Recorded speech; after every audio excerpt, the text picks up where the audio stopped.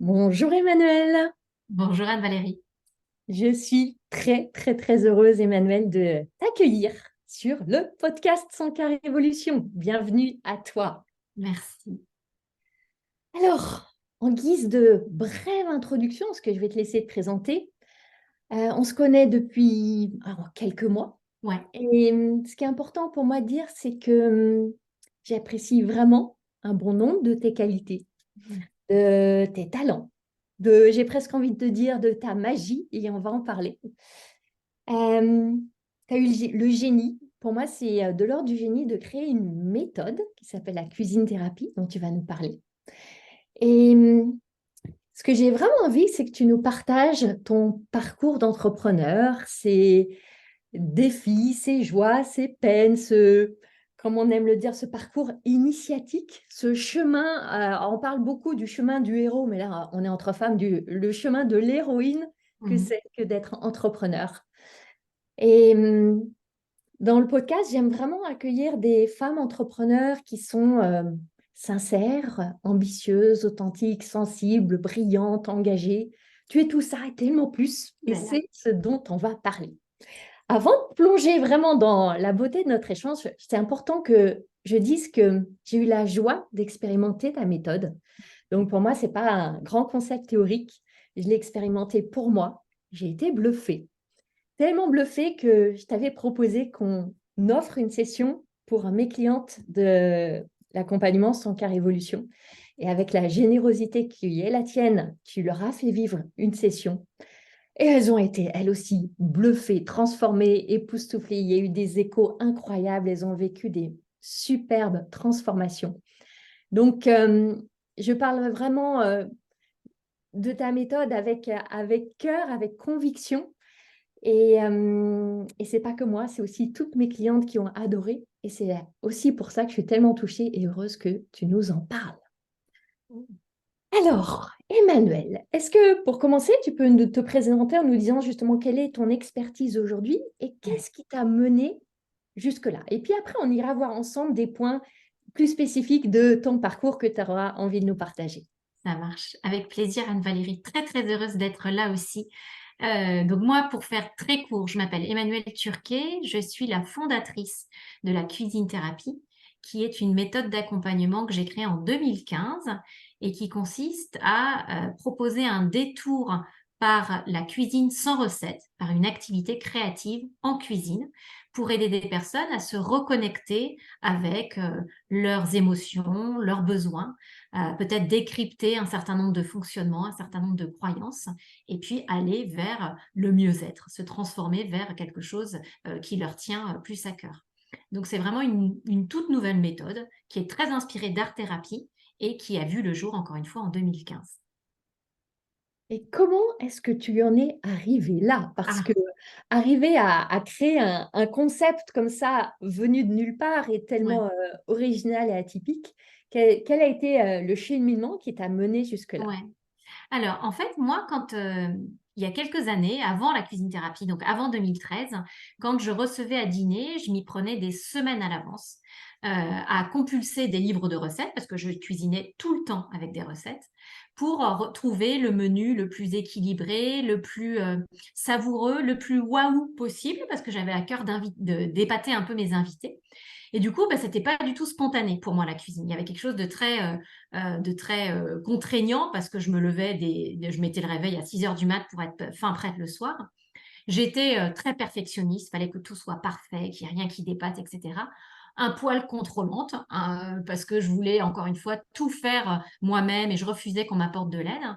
Et puis encore une fois, pas du tout spontané parce que c'était quelque chose qui se préparait pas du tout à la dernière minute quand je recevais chez moi. Et puis un jour, je suis partie en Nouvelle-Zélande et j'ai pas pris mes recettes. Et du coup, là-bas, j'ai appris à cuisiner complètement différemment, en lâchant avec l'objectif de résultat, en lâchant avec le côté perfection, quelque chose qui soit vraiment nickel chrome, qui ait pas d'aléa, etc. Et en fait, je me suis rendu compte que quand on cuisinait sans recette, quand on lâchait justement avec ce mental-là, eh bien, je me suis rendu compte en rentrant en France que j'étais moins perfectionniste, moins contrôlante, que j'avais plus confiance en moi, j'étais plus spontanée aussi ma façon de cuisiner, et que tout ça, ça dépassait largement le cadre de la cuisine. Et c'est comme ça que je me suis dit, mais en fait, quand tu cuisines sans recette, il peut y avoir des répercussions dans l'ensemble de ta vie, que ce soit ta vie perso, ta vie pro, tes amis, ta façon de voyager, etc. Et c'est comme ça que la cuisine thérapie, du coup, est née en 2013. Comme ça que l'idée m'est venue, en fait. Donc, l'idée t'est venue en 2013. En 2015, tu as vraiment démarré l'activité, Ouais, c'est ça? Si ouais. on remonte le fil de l'histoire. C'est ça, ouais, parce qu'en fait, en 2013, j'ai l'idée, 2015, je lance. Entre-temps, je me forme. Parce que moi, j'ai travaillé chez Engie, donc vraiment rien à voir sur des sujets marketing, gestion de projet, animation commerciale, etc. Donc, rien qui pouvait me préparer à devenir thérapeute ou en tout cas praticien en relation d'aide.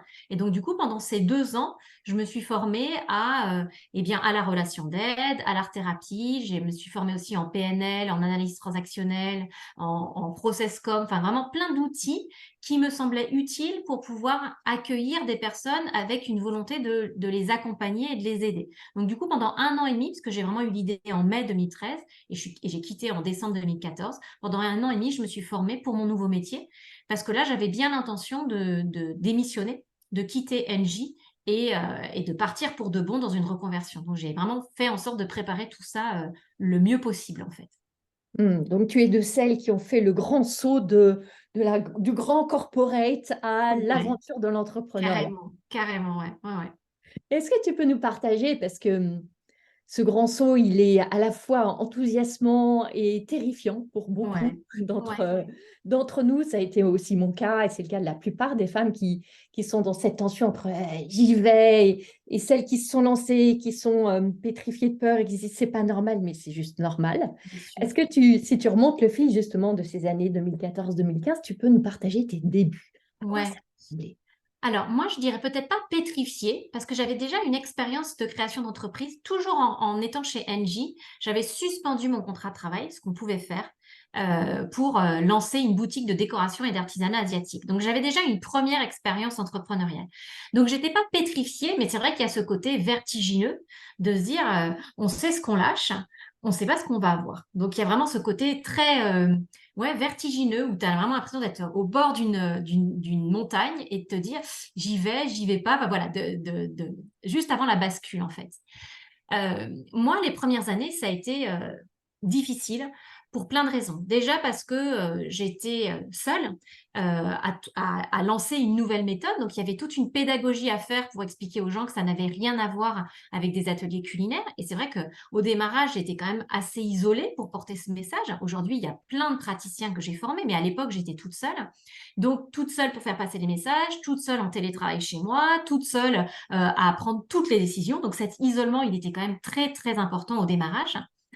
C'était difficile aussi parce que j'avais pas beaucoup de soutien de ma famille, en tout cas, de mes très proches. Mes parents ont eu beaucoup de mal à accepter ce changement de métier complètement inconséquent à leurs yeux, complètement, enfin, ça ne rimait à rien de démissionner d'un grand groupe comme NJ pour aller faire cette espèce de truc. C'est vraiment comme ça qu'ils le désignaient. Ils avaient beaucoup de mal à comprendre ce que j'allais faire. Et puis, c'est difficile aussi parce qu'au démarrage, on est seul à prendre les décisions et donc on peut faire des erreurs marketing, ce qui est quand même le comble, parce que moi, je suis formée en école de commerce, mais j'ai quand même fait beaucoup d'erreurs marketing aussi au démarrage. Et puis, c'est dur de vivre de son activité au début et ça, c'est normal. On ne le dit pas assez et pourtant, c'est même l'INSEE qui nous le dit.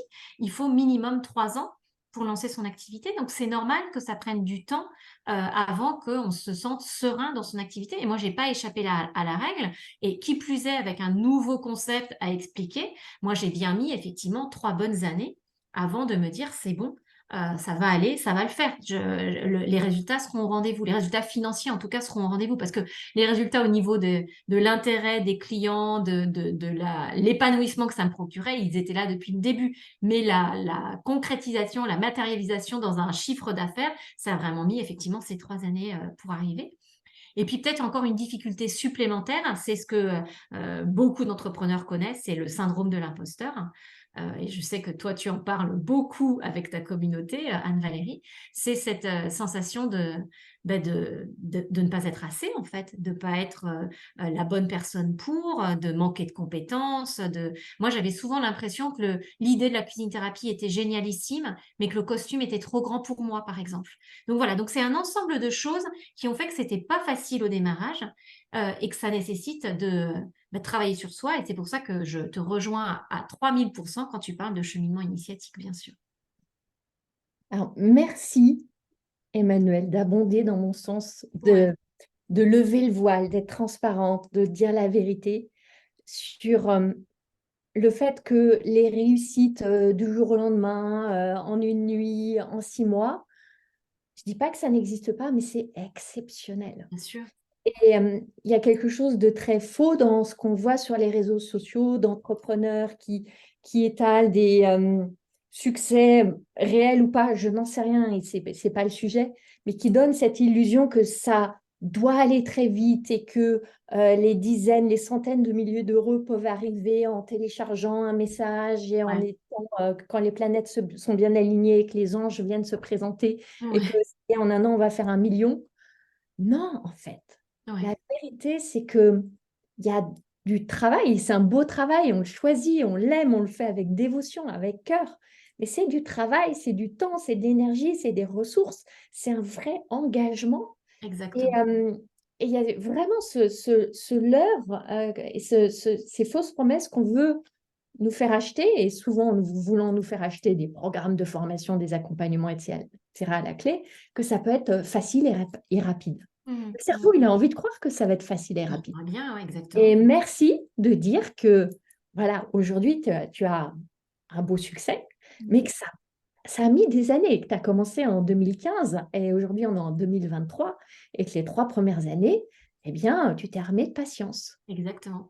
Ouais, je dirais patience, persévérance, bien sûr, et confiance aussi. Le fait que, en fait, j'avais des résultats tellement incroyables en termes de retour client que je me disais, ça va marcher, c'est sûr, ça va marcher. J'avais vraiment la sensation d'être exactement au bon endroit. Donc, j'étais confiante. Il y a une forme de foi, même presque, je trouve, dans une démarche entrepreneuriale. Mais c'est vrai que très concrètement, moi, les 3 premières années, j'ai fait des chiffres d'affaires qui ne me permettaient pas d'en vivre. Il y avait vraiment ce côté qui était compliqué. À la fin du mois, c'était compliqué de joindre les deux bouts, etc.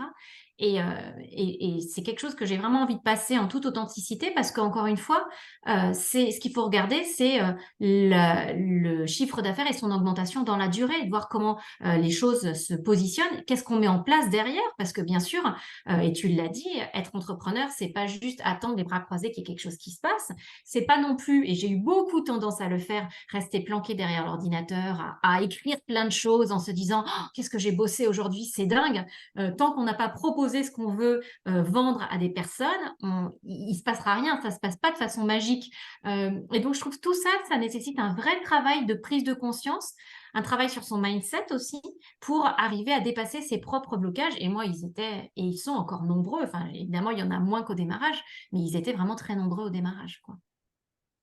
Et alors, tu évoquais tout à l'heure, tu as parlé d'erreurs marketing Ouais, que tu as faites au début et qu'on fait toutes. Est-ce que ouais. tu pourrais nous en partager quelques-unes pour, Oh là là, là aussi, oui, mon idée, c'est tellement de dédramatiser pour toutes celles qui nous écoutent et qu'elles se rendent compte que bah, toutes, on passe par les mêmes choses. ouais, complètement.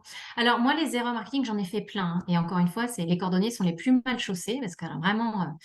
Alors, déjà, j'ai fait un tarif de lancement que j'ai maintenu pendant je sais pas, 4 ans, peut-être même 5 ans. Enfin, pendant ouais, les 4 premières années de mon activité, l'atelier cuisine thérapie de 3 heures coûtait 90 euros pour 3 heures. Donc, c'est quand même un tarif vraiment hyper compétitif. Et je pense que j'avais une question autour de la légitimité, du syndrome de l'imposteur, etc., qui fait que j'ai pas réussi à l'augmenter rapidement, en fait. Et ça a vraiment été assez long avant que je m'autorise à me dire, non, bah, maintenant, tu as de l'expérience, tu as des retours clients, tu sais que ça fonctionne ce tarif, il faut le revoir un petit peu à la hausse parce que toi aussi, tu t'es bonifiée en tant qu'accompagnante. Autre erreur que j'ai faite, je suis persuadée, et je le reste en plus, persuadée que le format 3 heures d'atelier de cuisine thérapie, c'est le format où vraiment on prend son temps. Moi, je suis quelqu'un qui aime pas speeder. Je déteste arriver en retard, ça ne m'arrive jamais. Je déteste arriver ric-rac. Pour moi, il faut pas avoir le regard sur la montre, il faut prendre son temps, etc. Et c'est vrai qu'en 3 heures, en atelier de collectif, on a le temps, on n'est pas à regarder, il faut que je me dépêche, etc. Sauf que la réalité, c'est que des personnes, prendre 3 heures dans un agenda, ben, c'est pas facile. Et je me suis rendu compte assez tardivement, finalement, que proposer des ateliers d'1 heure et demie, c'était peut-être une bonne pioche aussi pour permettre à plus de personnes de découvrir ce que c'était que la cuisine thérapie. Et puis pareil, j'ai mis longtemps aussi à proposer des parcours d'ateliers. En fait, je proposais des ateliers en one shot sans me dire que ben, peut-être qu'il y avait quelque chose à construire autour d'un parcours d'atelier pour que les personnes se sentent prises par la main et accompagnées sur 3, 4 séances, tu vois, plutôt que juste de leur proposer un truc où je leur délivre le maximum de valeur et après, ben, la suite est pas anticipée. Donc ça, je t'en cite 3, mais il y en aurait vraiment plein où j'ai fait des erreurs et je pense que c'était des erreurs que jamais je n'aurais faites si ça n'avait pas été mon bébé, en fait, la cuisine thérapie. Parce que objectivement, j'en étais consciente, je pense. Mais je pense que c'est tellement difficile de prendre ce recul quand il s'agit de notre business, de de notre bébé, que ben, on a vraiment besoin d'être accompagné pour mettre de la clarté dans tout ça et prendre un peu de distance et de hauteur sur ce qu'on est en train de faire. Alors, pour mesurer aussi la beauté du chemin que tu as parcouru, si je comprends bien, tu as commencé en accompagnant des personnes en individuel ou en atelier. Ouais, Aujourd'hui, tu formes des praticiens, praticiennes qui s'appuient sur ta méthode pour accompagner à leur tour. ouais. Est-ce que tu peux nous dresser un petit peu le tableau aujourd'hui de justement, combien de personnes tu as Ouais, formées voilà, c'est ouais. quoi ton univers aujourd'hui? Ouais. Alors peut-être juste repréciser d'abord qu'au départ, il y avait le grand public, mais il y avait aussi dès le démarrage des publics que j'appelle spécifiques. Donc typiquement, c'est des maisons de retraite, des patients toxicos, des étudiants aussi, donc pas tout à fait le grand public. Et puis aussi un public entreprise, parce que bien sûr, étant issu d'un grand groupe, je m'étais dit, ça, il faut le proposer aussi au grand groupe en mode coaching d'équipe, cohésion d'équipe, etc. Donc ça, c'était vraiment le début et j'ai fait ça pendant quelques années euh, 4 ans à peu près.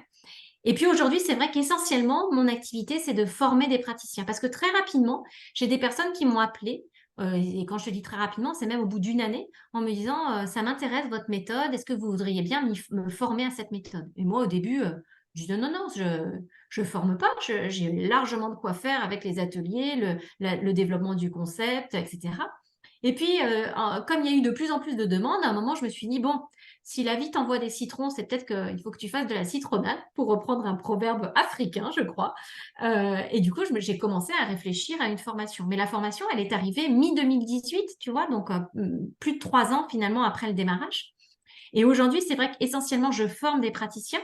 Alors, dans ces praticiens, c'est aussi bien des personnes qui sont déjà dans la relation d'aide, des diététiciens, des sophrologues, des naturopathes, des infirmières, etc., qui veulent ajouter une corde de plus à leur arc finalement, que l'autre moitié des personnes, c'est des personnes en reconversion totale qui faisaient un métier complètement autre avant ou qui étaient femmes au foyer et qui, à l'issue d'un burn-out, à l'issue d'un changement de vie, se disent, mais en fait, j'ai envie d'avoir mon activité moi aussi et font le choix de la cuisine thérapie. Donc, c'est des profils très, très variés finalement. Et aujourd'hui, il y a 200 personnes, 210 personnes même exactement dans la formation à l'heure où je parle. Plus de 90 ont déjà terminé la formation, mais l'autre grosse moitié est encore en train de se former. Et j'ai aujourd'hui une équipe, notamment une équipe pédagogique, qui m'aide sur toute la partie formation des nouveaux praticiens. Hmm. Merci. Je pense que c'était important, en effet, qu'on Oui, voit les deux extrémités du spectre depuis tes débuts, tes balbutiements et où tu es arrivé aujourd'hui. Donc, tu partageais que les 3 premières années, eh bien, en gros, l'activité ne permettait pas de gagner ouais, suffisamment d'argent pour en vivre, en tout cas confortablement. ouais, Qu'est-ce qui a permis, selon toi, que justement que tu arrives à passer ce, ce niveau, ce cliquet où ouais, voilà, ça y est, l'activité génère assez de revenus d'une manière relativement récurrente, même si on sait en tant qu'entrepreneur que la récurrence aussi, c'est un mythe et qu'on est complètement. toujours soumise à des oscillations et des variations. Ouais. Voilà, qu'est-ce qui a permis pour toi d'atteindre ce niveau que tant d'entrepreneurs souhaitent atteindre, où on est là, où on se dit, bon, voilà, ça y est, je me sens en sécurité quelque part. Ouais. Alors moi, je dirais qu'il y a plusieurs choses. Déjà, il y a eu la notoriété de la cuisine thérapie qui s'est consolidée. De fait, au début, cuisine quoi? Qu'est-ce que c'est que ça? Et en plus, pour compliquer le truc, ma marque n'était pas cuisine thérapie au démarrage. Donc, il fallait encore plus que j'explique, etc. Donc, il y a eu tout ce travail de consolidation de la notoriété que j'ai fait grâce à des relations presse, que j'ai fait grâce à l'écriture de 2 livres aux éditions Jouvence. Voilà, tout ça qui a fait que la mayonnaise commençait un peu à prendre dans les 3 premières années de la cuisine thérapie. Après, il y a eu aussi un truc qui est assez fondamental, c'est le bouche à oreille, qui se met pas en place comme ça, hein. Le bouche à oreille, c'est des gens qui ont vécu quelque chose de chouette avec toi et ont envie d'en parler à d'autres personnes. Et ça, nécessairement, enfin, ça se dit, c'est évident, j'enfonce un peu une porte ouverte, mais ça prend du temps, ça se fait pas comme une traînée de poudre, c'est vraiment quelque chose qui s'installe dans la durée. Et puis après, je pense que vraiment, ce qui a aussi permis à la cuisine thérapie de se consolider et de me sécuriser, du coup, c'est tout le travail que j'ai fait au-delà de la communication sur moi-même, pour me faire accompagner, pour dépasser mon syndrome de l'imposteur, parce que je pense qu'il m'a beaucoup retenue les premières années.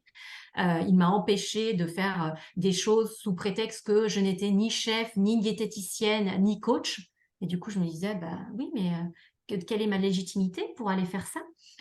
Donc, aller travailler sur ce syndrome de l'importance, de l'imposteur, aller travailler sur l'importance aussi des croyances par rapport à l'argent. Moi, il y a un mot que j'ai longtemps trouvé sale, c'est le mot ambition, que j'ai longtemps eu du mal à associer avec moi, parce que pour moi, l'ambition, c'était les dents qui rayent le parquet, des gens qui sont prêts à vendre père et mère pour y arriver, etc., ce qui était exactement à l'opposé de qui je suis. Donc tout ce travail-là, pour aller travailler encore une fois des croyances limitantes, le syndrome de l'imposteur, bah, tout ça, ça prend du temps. Et je pense que c'est ce travail-là, tu vois, typiquement, j'ai commencé à me faire accompagner par un coach privé, enfin individuel, en 2018. Donc, tu vois, 2015, 2016, 2017, et ça y est, je sens qu'il y a des choses qui sont, voilà, qui sont à mettre au travail. Et donc, je pense que c'est tout ce travail-là, en plus des communications sur la cuisine thérapie et des retours clients, qui progressivement portent ses fruits au bout de la 3e année. Mais la 3e année, c'était encore, moi, je suis tout à fait à l'aise pour donner les chiffres, si ça peut intéresser ta Oui, communauté. volontiers, merci. En termes de chiffre d'affaires, la première année, j'ai fait 6 500 € de chiffre d'affaires. Donc, autant te dire que ça ne te permet pas, surtout quand tu habites à Paris, ça ne te permet absolument pas de vivre. Il se trouve que j'avais mes indemnités Pôle emploi. 2e année, j'ai fait 15 000 €, donc plus que x2. Donc, c'est encore insuffisant à Paris, en tout cas, quand tu es locataire, mais ça commence déjà à ressembler à quelque chose d'un petit peu plus conséquent. Et 3e année, j'ai fait encore x2, puisque j'ai fait 32 000 € la 3e année en termes de chiffre d'affaires. Donc, forcément, tout ça, ça se fait pas en claquant des doigts, ça se fait en travaillant beaucoup, longtemps et de façon, enfin, dans la durée. Quand je dis longtemps, c'est pas longtemps en termes de créneau horaire, hein, mais en tout cas dans la durée. Et puis, ça se fait en travaillant sur soi et en dézinguant une à une les croyances qui nous empêchent de réussir, en fait, qui nous empêchent de... Ouais, j'ai eu longtemps l'image, je le disais tout à l'heure, d'un costume qui est trop grand pour moi. Et je me souviens très bien aussi avec le coach en 2018, il m'avait fait travailler avec du photolangage, donc le langage métaphorique. J'avais choisi une photo, enfin une image plutôt, d'un cheval hyper massif, vraiment un étalon. On sentait qu'il était bien campé sur ses 4 pattes, etc., avec une toute petite personne dessus. Et évidemment, je me suis associée à cette toute petite personne et du coup, c'est venu alimenter mon côté. Mais de toute façon, ce cheval, il est vraiment hyper massif. Limite, il me fait un peu peur. Je sens bien qu'il va être dur à canaliser, dur à contrôler, etc. Enfin bref. Et en lui racontant ça, je me dis, mais t'es cavalière, non?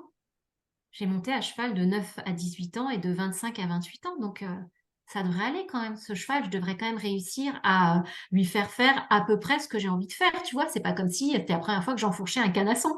Et du coup, cette prise de conscience-là, en juillet 2018, je m'en souviens très bien, je pense qu'elle m'a permis aussi de passer un cap. Donc, c'est un ensemble de choses, mais c'est beaucoup aussi l'accompagnement, le fait de travailler sur soi. Mais ça, j'imagine que c'est des choses que tu dis à ta communauté et que tu fais travailler à ta communauté. Que je dis, que je prêche, que je prône et que je vis. Et tout comme toi, hein, j'ai commencé vraiment à m'asseoir dans ma posture d'entrepreneur et à créer des résultats différents quand j'ai commencé à être accompagnée aussi. Ouais. C'est vraiment à être accompagnée et à côtoyer d'autres entrepreneurs qui Ouais. m'inspirent, qui m'élèvent, qui me soutiennent, qui me mettent des coups de pied aux fesses, etc. Complètement, ouais. Et alors, tu as évoqué l'argent. Ouais, Euh, c'est un vaste sujet. C'est un sujet souvent tellement épineux, ouais, sensible, gratouilleux pour les entrepreneurs et en particulier les femmes. ouais, On a un lourd héritage, la plupart ouais, d'entre nous, femmes, autour de l'argent et de notre relation avec l'argent. Et je sais que chez beaucoup des entrepreneurs que j'accompagne, c'est un frein majeur qui se traduit ouais. dans plein de choses, la difficulté à fixer ses prix, à annoncer ses prix, à vendre, à recevoir de l'argent, à redonner de l'argent. C'est tout une grosse pelote. Ouais, Est-ce que tu peux partager un petit peu comment toi, ta relation avec l'argent a évolué et comment ça s'est traduit en fait dans ton business? ouais. Alors, moi, la relation à l'argent, c'était aussi très compliqué parce que je suis issue d'une famille où l'argent, ça se mérite, ça s'économise, faut faire attention, faut vraiment. Je suis pas du tout dispendieuse dans ma façon de consommer depuis toujours. Donc, forcément, l'argent, ça a été une problématique. Ce qui m'a aidée, c'est vraiment le jour où j'ai compris que l'argent, c'était un reflet de ma valeur, que c'était pas un reflet du temps que j'allais passer avec quelqu'un, mais que c'était un reflet de la transformation ou des petites marches que j'allais lui permettre de franchir. Et ça, ce jour-là, j'ai vraiment compris que ben, il fallait le décorréler finalement de ce que faisaient peut-être d'autres personnes, parce qu'on a souvent tendance à se benchmarker, à regarder un petit peu ce que font les autres, et c'est intelligent. Je dis pas qu'il faut pas le faire, parce que ça donne quelques billes pour essayer de comprendre comment les autres se positionnent, etc. Mais malgré tout, ce qui fait la valeur de ce qu'on offre en tant que, en tout cas, quand on est dans la relation d'aide, ce que tu es et ce que je suis, c'est vraiment comment la personne, ça l'aide à franchir un cap. Et ça, ce changement de mindset, l'argent, c'est pas corrélé à du temps, mais c'est corrélé à la valeur que j'apporte à l'autre. Ça a été vraiment un truc qui a été un game changer dans mon business. Et après, c'est vraiment progressivement. Je pense qu'il faut vraiment s'écouter aussi, ce qui peut paraître antinomique avec ce que je viens de dire au début. Mais je pense qu'il faut pas trop se violer quand même. Faut y aller par petites étapes, se dire que les choses sont pas gravées dans le marbre, qu'on peut démarrer à un tarif et quelques mois après en avoir un deuxième, et puis quelques mois encore après en avoir un troisième. Donc s'autoriser à y aller progressivement, et puis se dire que c'est vraiment le fait qu'on se sente à l'aise et aligné avec l'argent, à l'aise pour annoncer ses tarifs. Ça, c'est un test énorme, hein. Si tu as du mal à annoncer tes tarifs, que tu regardes tes chaussures et que vraiment tu n'es plus en contact direct avec la personne, c'est que manifestement, c'est pas le bon tarif. Voilà, c'est tout ça aussi qui m'a aidé. Donc des petits trucs et puis un travail aussi sur soi, sur cette thématique ô combien importante, quoi. Et tu vois, il y a des bouquins tout simples, je pense notamment à un bouquin de Nathalie Cariou que tu connais et que tu as peut-être même déjà lu sur Oser être riche, où je me souviens qu'elle donnait des exemples de phrases à terminer. Pour moi, l'argent, c'est. Dans ma famille, l'argent, ça revient à qu'est-ce que je pense d'une personne qui gagne beaucoup d'argent, qu'est-ce que je pense, voilà. Et rien que travailler là-dessus, ça permet d'aller identifier où est-ce qu'il y a des petites zones de frottement, de blocage en tout cas par rapport à tout ça. Il y a notre ami commun Christian Junot aussi Aussi, complètement. avec lequel j'ai cheminé un moment autour de C'est l'argent vrai, ouais, personnellement. ouais, Ouais, ouais, ouais.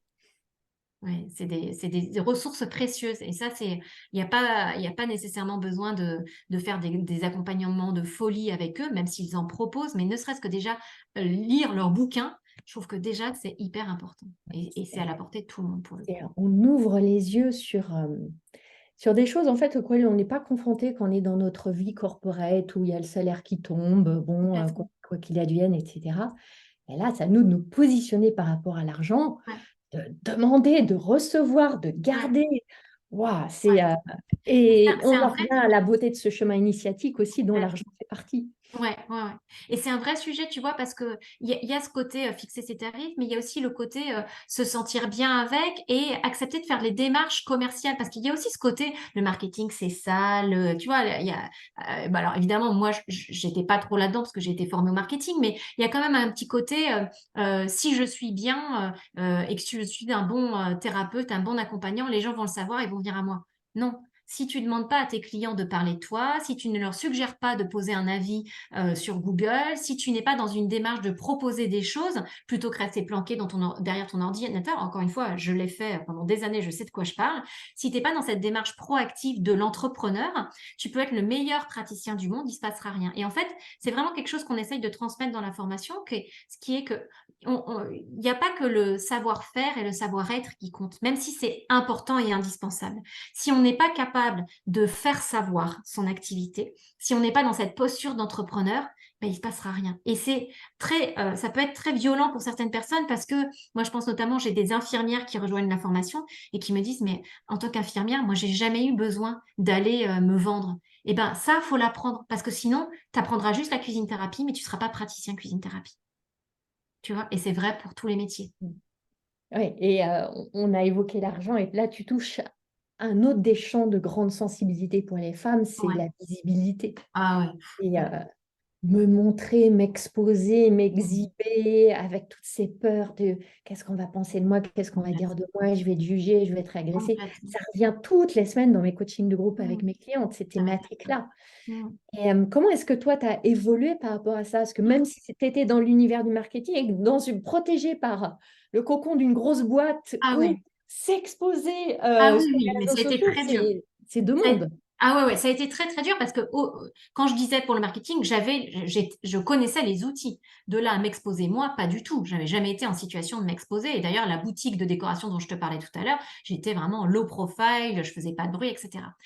La cuisine thérapie, j'ai vraiment compris que si je ne faisais rien, il n'allait rien se passer. Parce que pour le coup, le concept était nouveau. Donc, si je ne commençais pas à faire un tout petit peu de bruit, etc., c'était voué à l'échec. Ça s'est fait ultra progressivement. Je crois que quand j'ai écrit mon premier bouquin, rien que faire une séance de signature dans une librairie, c'était une sortie de zone de confort énorme, alors que j'étais auteur, donc j'y avais droit presque, tu vois, c'était quelque chose de normal. Mais c'était très, très dur de faire mes premières vidéos. Ça a été, voilà, j'étais en permanence en train de me demander comment les gens, effectivement, qu'est-ce qu'ils vont en penser, qu'est-ce qu'ils vont en dire, etc. Avec une difficulté supplémentaire pour moi, c'est que j'ai une sœur jumelle. Donc le côté sortir du rang, s'exposer, tirer la couverture à soi, c'est quelque chose, j'avais l'impression de, de, ouais, de ramener un peu les choses à moi en m'exposant avec la cuisine thérapie au début, jusqu'à encore une fois que je comprenne que en fait, c'était pas une option. Encore une fois, si on démarre un business, c'est pareil, il y a des gens qui disent, bah, moi, j'ai pas envie des réseaux sociaux. Mais en fait, les réseaux sociaux, c'est pas une option. Si tu as envie de démarrer un business aujourd'hui, bah, tu es obligé, enfin, sauf si tu es, j'allais dire, si tu es plombier et que tu fais un super boulot et que le bouche-à-oreille fonctionne, même ce genre d'artisan commence à venir aussi sur les réseaux sociaux. Donc, c'est vraiment accepter de jouer le jeu, finalement, de rentrer d'accepter les règles du jeu. Et puis après, progressivement, se fixer des petits challenges. Moi, je crois beaucoup aux petits défis progressifs et au fait de se donner des petits pas les uns après les autres et d'augmenter progressivement la difficulté. Parce que se dire, à partir de la semaine prochaine, je fais une vidéo par jour, c'est la porte ouverte à l'échec. Tu vois, je pense vraiment que c'est quelque chose sur lequel faut à la fois se botter un petit peu le derrière et à la fois ne pas se violenter trop fort, quoi. C'est un petit équilibre subtil à trouver, me semble-t-il. Ouais, c'est ce qu'on appelle la théorie la thérapie, pardon, de Par l'exposition l'exposition, progressive. bien Y sûr. aller tout doucement à la rencontre de ce fantôme qui Exactement. est tellement effrayant. Et c'est nécessaire Mm. d'aller à sa rencontre, et comme tu le dis, avec beaucoup de justesse, avec, en se faisant une mini-violence et en Ouais, y mettant de la douceur et de la tendresse exactement. aussi. Et de trouver, et, euh, et avec mes clientes, tu as mis le mot de défi, j'adore qu'on se lance des défis. Et Ouais, chacune prend les défis à sa mesure, les bien adapte, sûr. etc. Et ce qui est génial avec les défis, c'est qu'on crée des résultats, on crée de la joie, on crée de la fierté, on va à la rencontre d'émotions qui sont aussi tellement extraordinaires, qui sont juste derrière le voile de la peur, là. Donc, Complètement. Ouais. et j'aimerais aussi qu'on aille dans un champ qui est aussi très souvent délicat pour, notamment pour les femmes entrepreneurs, en tout cas c'est celle que je connais et que Ouais. j'aime pas. C'est le fameux, même si j'aime pas ce mot, équilibre vie pro, vie perso, Ouais.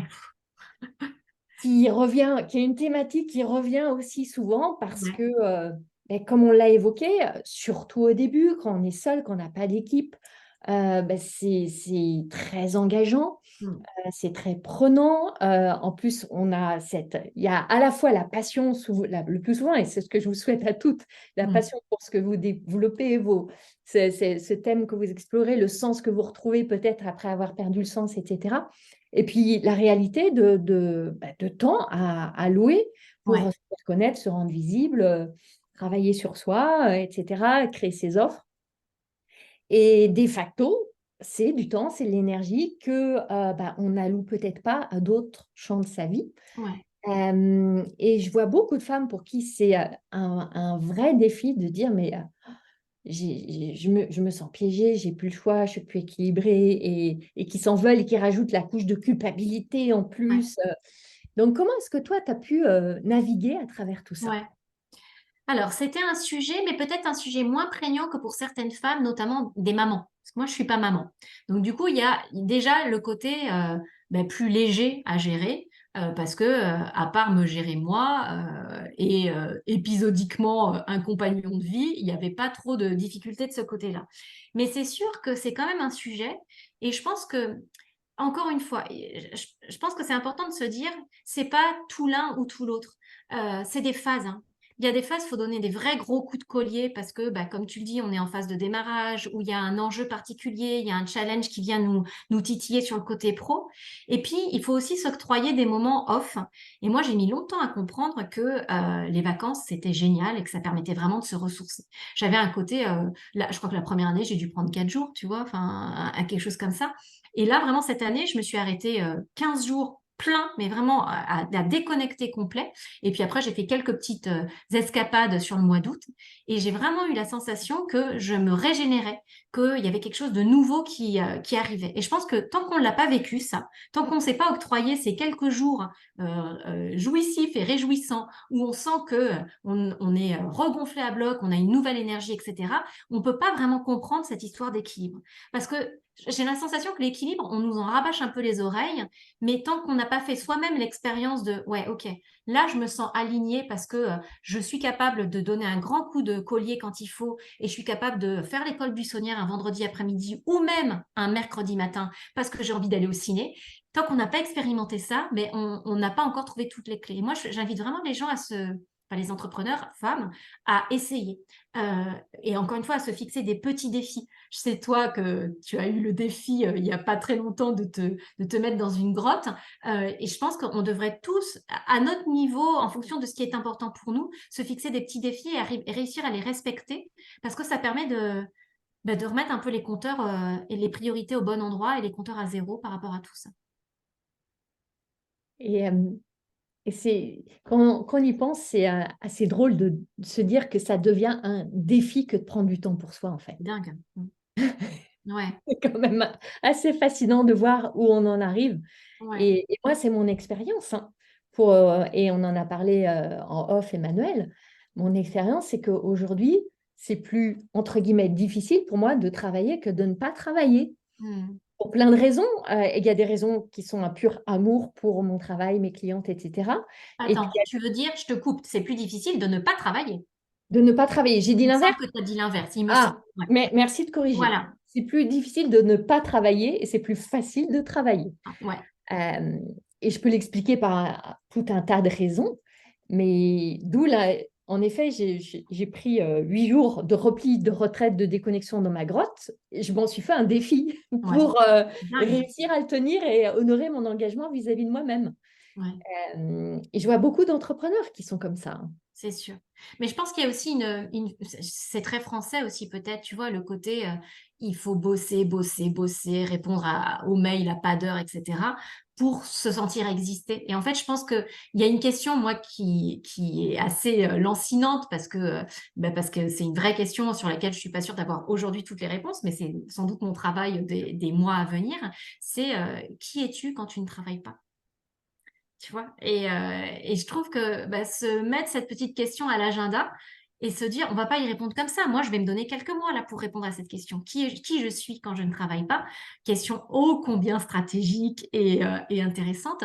Et une question qui va vraiment permettre voilà, de me repositionner sans doute sur certains sujets et d'en mettre d'autres un petit peu plus d'actualité. Parce que je pense que cet équilibre, enfin, c'est en toute chose de toute façon. Si on n'est que noir ou que blanc, ça peut pas fonctionner. Il faut qu'on soit noir et blanc et qu'on alterne entre ces temps de travail et ces temps de repos, entre ces temps d'inspiration et ces temps d'expiration. Enfin, la nature nous offre ça. Donc, il suffit de se caler sur ce rythme-là, finalement. Hmm. Ça a été pour moi aussi tout un apprentissage que d'aller explorer la beauté de la palette des gris, là, Ouais. Mm. cette beauté des gris. Et par moments d'aller vraiment dans la radicalité de je pars dans ma grotte et j'en ai besoin. Et Ouais. autrement, voilà, comme tu disais, de faire l'école buissonnière, de me dire, Ouais. oh bah voilà, je prends une après-midi, je vais m'offrir un massage. Exactement. Mm. Et c'est aussi autant d'occasions pour moi d'expérimenter la gratitude pour Mm. ce chemin qu'on a choisi, Ouais. qui a ses épines, mais qui a aussi ses si belles Ah roses. oui. Oh, voilà, là, oui. Ouais, ouais. Mm. Et puisqu'on est dans le champ de la gratitude, qui est une émotion que j'aime beaucoup, si tu revois ton parcours, Ouais. pourquoi est-ce que tu peux ressentir de la gratitude au gré de ce Mm. parcours-là? Pour tellement de choses. Euh, pour déjà pour la confiance que m'ont faite les premières personnes qui ont testé les ateliers, hein, aussi bien un grand public que entreprises, aussi bien les praticiens qui ont choisi de se former avec moi, etc. Ça, je me dis, c'est dingue quand même que y ait cette communauté qui se soit créée autour de ça. Et puisque je parle de communauté, j'ai une immense gratitude aussi pour les praticiens que je forme aujourd'hui parce que c'est une communauté tellement forte que on a renommé la communauté la famille Cuisine Thérapie. Et à chaque fois, on a des rencontres annuelles et à chaque rencontre, je me dis mais c'est pas possible. L'année prochaine, ça, on va forcément être déçus parce que ça peut pas être encore mieux que ce qui est déjà génial cette année. Et tous les ans, on réussit le challenge de faire quelque chose encore plus génial que l'année précédente. Donc j'ai vraiment beaucoup beaucoup de gratitude pour ça.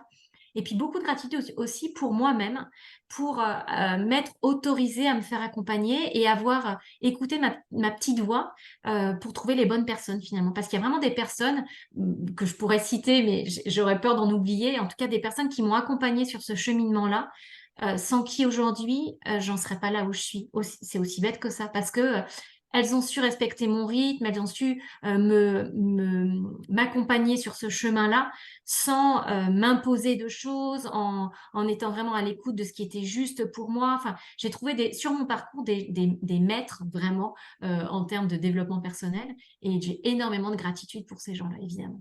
Hmm. Et je sais qu'il y a aussi un sujet, j'essaie tu vois, de balayer tous les sujets qui Ouais, peuvent être vraiment prégnants pour toutes ces femmes qui nous écoutent. Et je sais qu'il y a quelques hommes aussi qui écoutent le ouais, podcast. Si tu es comme moi et comme la plupart des entrepreneurs, ouais, on a des moments de doute, ouais, de stress, de découragement, de grands questionnements. ouais, Au long de mes 13 années d'entrepreneuriat, j'ai eu un certain nombre de phases comme ouais. ça. Tu en as eu aussi? Dis-nous, Emmanuel. J'en ai. Ça dure jamais longtemps. C'est pour ça que du coup, Ouais. je les mémorise pas. Ça dure jamais longtemps en fait parce que moi, j'ai la chance que j'ai, c'est que l'idée de la cuisine thérapie, c'est une fulgurance. C'est vraiment un moment, j'ai eu l'impression que ça me descendait comme ça. Et donc, du coup, les fois où j'ai des doutes, je me souviens de comment cette idée est venue, quoi. Et, et du coup, ça me remet tout de suite en alignement parce que je me dis, si ça a été aussi simple, aussi fluide, aussi naturel, c'est que tu es dans le juste, en fait. Donc, les moments où ça tempête un petit peu, je me raccroche à ça. Et puis après, les moments où ça tempête, j'ai la communauté Cuisine Thérapie qui est juste voilà, incroyable. J'ai les personnes qui m'accompagnent qui sont aussi incroyables. Et j'ai un petit outil dont j'aime beaucoup parler parce que je le trouve hyper puissant. Ça m'a été transmis dans la formation art thérapie par une formatrice en art thérapie. Ça s'appelle le carnet de compliments. C'est un outil, alors moi, c'est pas un outil manuscrit, c'est un outil, alors j'adore écrire, mais là, en l'occurrence, c'est un fichier sur mon ordinateur où je note tous les compliments que j'ai eus en lien avec la cuisine thérapie, que ce soit de mes proches, ma famille, parce qu'il y a eu des compliments de ma famille, pas tout de suite, mais ils sont arrivés, fort heureusement, des amis, des clients, des partenaires avec qui j'ai pu travailler, des coachs qui me renvoient des choses chouettes aussi. Et je glane tout ça et je le mets vraiment, je le consigne par écrit dans ce document-là parce que justement, les moments down, je les relis. Alors en général, je pleure de joie en les relisant. Et d'ailleurs, même quand c'est pas un moment down, si je le lis, je pleure parce qu'il y a vraiment quelque chose de très touchant dans tous ces messages d'affection, d'amitié, etc. Et du coup, ça me remet en mouvement à chaque fois. Ce qui fait que, tu vois, j'ai jamais eu de moment qui s'est installé.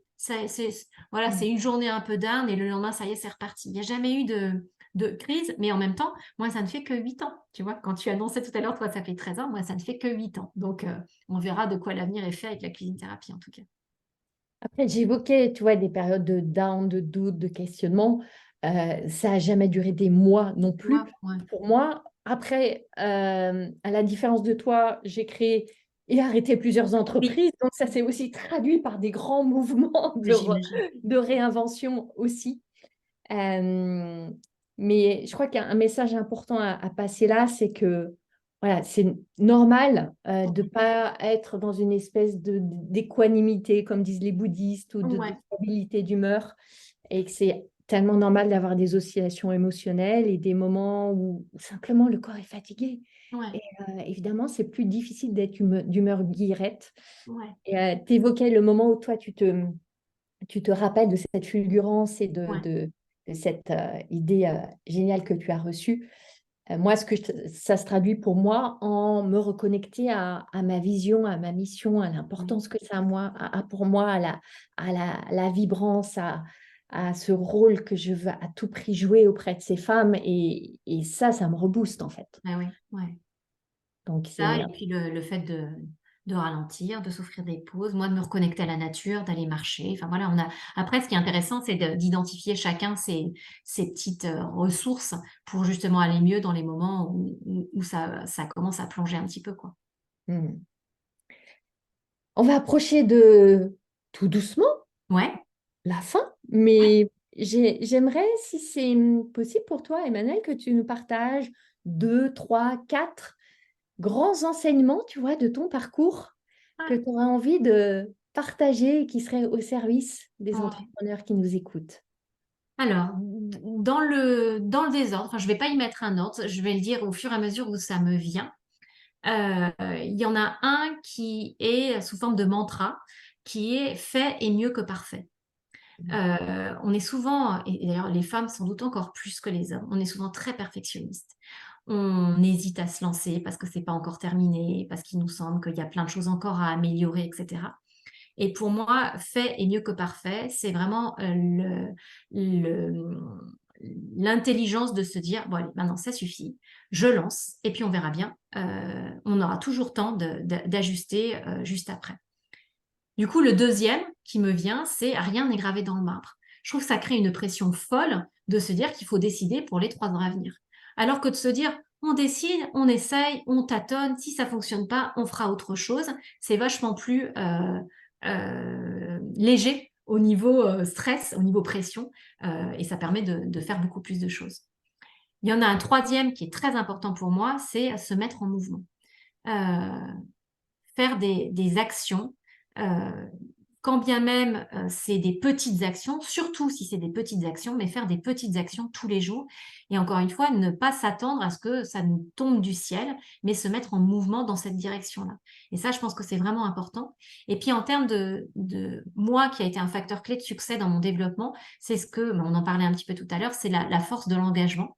Moi, je me souviens que les 3 premières semaines de la cuisine thérapie en 2015, voyant que j'avais du mal à me mettre en mouvement, que j'avais tendance, encore une fois, à rester planquée derrière l'ordinateur et à avoir du mal à sortir de ma zone de confort, etc.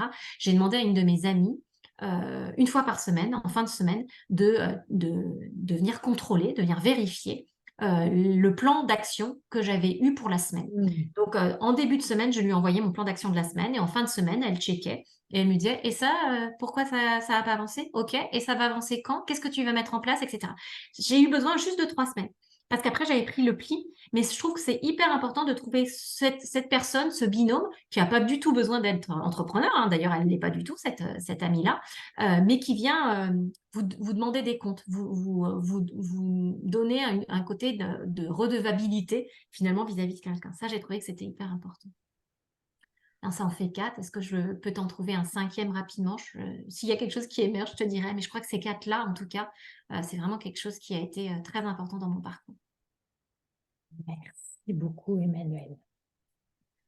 C'est plein de cadeaux pour les entrepreneurs qui nous écoutent. Alors, je suis bien certaine qu'il y en a beaucoup qui ont envie de te connaître davantage, de te découvrir ton univers, ton approche. Où est-ce qu'elles peuvent te retrouver? Dis-nous, que ce soit Alors, réseaux sociaux, sites, ouais.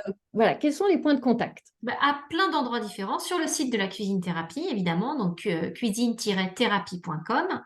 Sur les réseaux sociaux, donc Facebook, c'est Cuisine Thérapie, tout simplement. Instagram, c'est cuisine_thérapie. Sur LinkedIn, à Emmanuel Turquet et aussi à la page Cuisine Thérapie. Et puis après, si c'est des personnes qui sont en questionnement par rapport à comment ça se passe une reconversion, qu'est-ce qu'on peut espérer en termes de chiffres les 3 premières années et quelles sont les erreurs à ne pas faire. Donc, peut-être aller un petit peu plus loin que ce que j'ai pu brosser dans ce podcast-là. J'ai un PDF, enfin pas un PDF, n'importe quoi, une vidéo qui dure 40 minutes et qui explique un petit peu tout ça pour les personnes que ça peut intéresser. Et puis après, voilà, l'occasion de poser des questions ou d'aller un petit peu plus loin sur tous ces sujets en échangeant en direct. Je mettrai tous les liens dans les notes Génial. du podcast, donc Ouais, vous pourrez les retrouver. parfait. Pour qu'on termine ce très bel échange, merci beaucoup Emmanuel. Est-ce que tu aurais un dernier message qui te tient à cœur à cœur à offrir Ouais. à nos auditrices, auditeurs? Alors, ça va pas être un message, ça va être une citation. Enfin, si, d'ailleurs, il y aura un message derrière la citation. Moi, j'ai une citation qui m'accompagne depuis, tu vois, depuis la boutique de décoration dont je te parlais tout à l'heure, c'est-à-dire depuis 2004. Donc, on va bientôt fêter nos 20 ans avec cette citation. C'est une citation de Jack Kornfield, qui est un moine américain, qui dit: «Quand nous prenons la place qui est la nôtre, nous découvrons que nous sommes inébranlables.» Et moi, j'ai vraiment la sensation avec la cuisine thérapie d'avoir trouvé la place qui est la mienne et du coup d'avoir cette sensation d'être inébranlable. Alors inébranlable ne veuillant pas dire il n'y a jamais de coup de mou et tout va toujours pour le mieux et la vie est rose, etc., hein. Mais en tout cas de se sentir vraiment alignée et à la place qui est la mienne en fait. Et du coup, c'est le message que j'aurais envie de transmettre, c'est tout le mal que je souhaite aux personnes qui nous écoutent, d'être en capacité de vraiment trouver la place qui est la leur pour se sentir solides, alignés et complètement à leur place dans leur vie professionnelle et dans leur vie personnelle aussi, hein, parce que là, on parle beaucoup de pro, mais c'est vrai aussi dans toutes les sphères de sa vie, d'arriver à trouver cet endroit où, peu importe ce que font les autres, peu importe ce que disent les autres, on est exactement là où on doit être. Ça serait ça mon message pour ta communauté, Anne-Valérie. Merci Emmanuel. En plus, j'aime beaucoup Jack Kornfield. J'avais entendu cette citation, mais pas attribuée à lui. Mais les citations, on ne sait jamais à qui c'est attribué. Ouais. Mais j'aime beaucoup son livre qui s'appelle Après l'extase, la lessive. Ah, génial.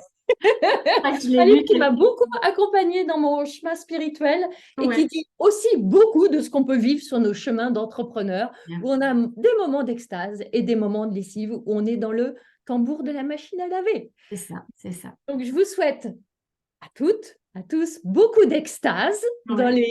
les heures, jours à venir. Merci infiniment, Emmanuel, Merci à toi, Anne-Valérie. et à très bientôt, tout le monde. Au revoir. Au revoir.